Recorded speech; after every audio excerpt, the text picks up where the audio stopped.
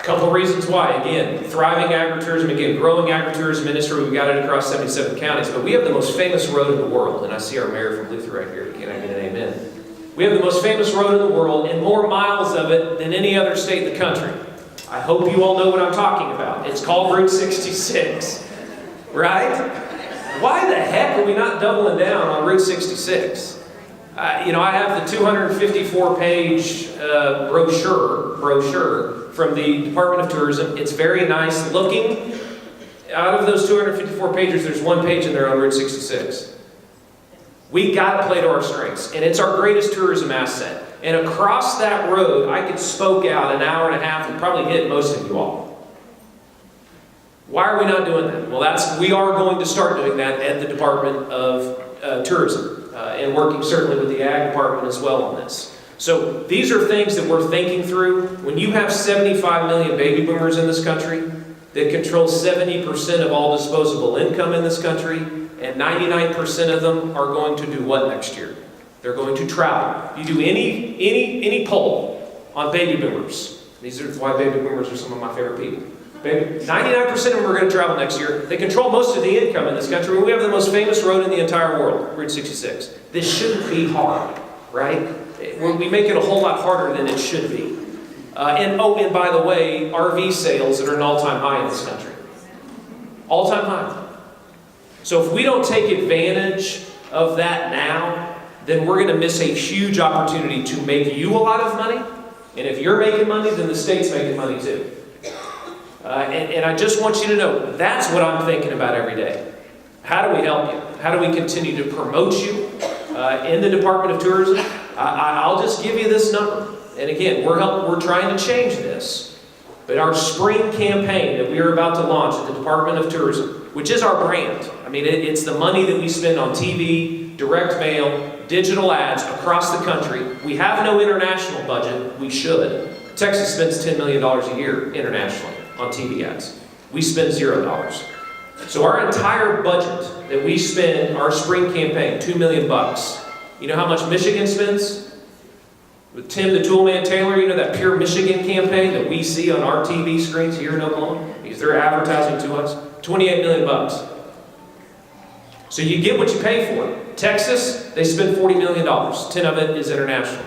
We should be spending money internationally to talk about what you're doing, our Native American history, and Route 66, because it's a gold mine.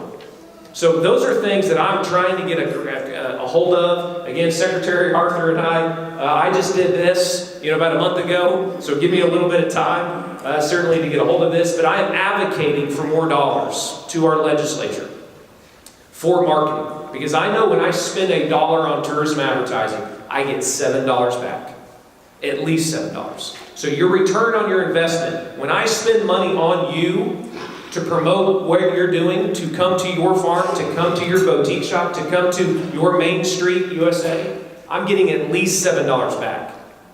So that should be a much easier sell to my legislature than it currently is. And so I'm going through that process right now so that hopefully in our new fiscal year in June or July, we have a much larger marketing budget so that we can be further advertising what you're doing. Because I'm well aware that I can do this all day long. I can scream from the rooftops a lot. I can get a lot of earned media, which I'm going to do. I'm going to get some press for you.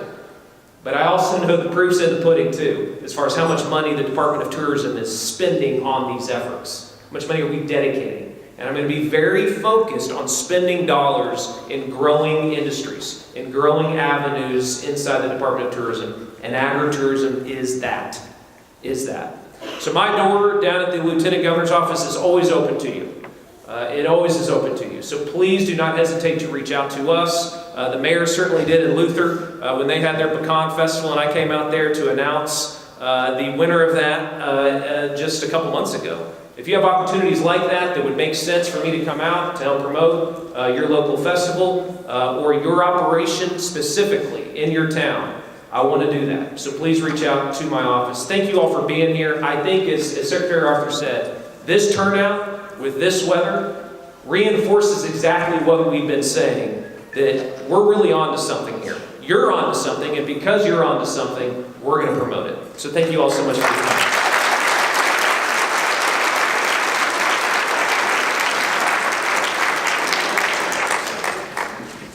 so much. That's really psyched me up. Yeah. I realized I didn't introduce myself whenever I first came on this morning. My name is Meredith Scott, and I'm the program manager for the ONI project. And so, just wanted to introduce myself. I wanted to go over a little bit of some details, and then we'll be breaking out into our first sessions, which will begin at 10 a.m. We, as you guys know, we have this Kuba app that everybody keeps talking about. You can access all of the information through a web page, which we emailed out to you.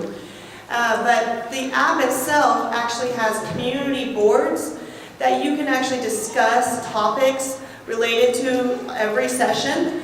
We also have all the slides from the presentations today on those, so you can reference them. We have the app for, I think for a full year, so you'll be able to reference them when you need it. And so this is all great things and why you should use this app. The community boards and the actual slides are not on the website. They're only on the application part. So I wanted to make that clear. We also are really wanting to make sure we hear from you and we get we understand where we messed up in the planning process or where we had strengths, and we should definitely continue that. If you could please fill out your evaluations for each session. You can do it on the app, because you can do everything on this app. Right? But you can do your evaluations on the app when you click on the session, you can evaluate it right there. Or we have paper registrations at each of the breakout session rooms.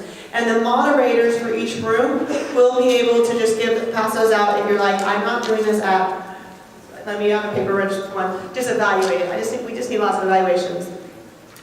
We also have in your packets the overall evaluation. Please complete this at the end of the conference so we can feel your overall feelings towards it and all that jazz. We will be collecting those. The overall evaluation is not on the app, but you can pass those out the paper version when you're walking out the door. And the Produce Safety Alliance actually donated, or they sponsored the conference, and as a giveaway for you guys to complete your evaluations, we have these really nice cooling towels, which I wish I would have brought to show you. But they're really nice. You get them wet, and then you can put them on your neck while you're out in the field and whatnot, and it'll keep you cool. And so that is pretty much all of the housekeeping. I would like for you guys to go explore the exhibit hall and our wonderful exhibitors. They're from all over. Nobody's selling anything. It's all just resource focused. That's part of our whole conference thing. Nobody's selling anything. It's all about just providing you guys resources so you guys can do the best jobs you can do. I also wanted to give a quick announcement about who helped sponsor this conference and made this conference possible. First, we received a wonderful opportunity through the U.S. Department of Agriculture's Specialty Crop Block Grant. And this is through Oklahoma Department of Agriculture Marketing Services. And so they were able to help us get all of this together. We also received sponsorship from the Oklahoma Nutrition Information Education, ONI project. Also, the Oklahoma Department ODAF Produce Safety Alliance, like I mentioned earlier. The Choctaw Nation Farmers Market Promotion Program, and the USDA Natural Resource Conservation Services, Oklahoma Agritourism Association, and the Oklahoma Tobacco Settlement Endowment Trust. And I also, if you are a Healthy Living Coordinator from TSET, could you please stand? Yes. These guys, they are resources for you. They help your community. Please, if you see one, and they can list your county, but part of their job is to help with increasing fruit and vegetable and improving the health of rural communities across all the counties. So please contact your TSET people. They will. They're around here. They also have it on they say Healthy Living Coordinator or TSET please make sure you get in contact with your TSET individual. All right, well, even though we started 5 minutes late, we're now 2 minutes early.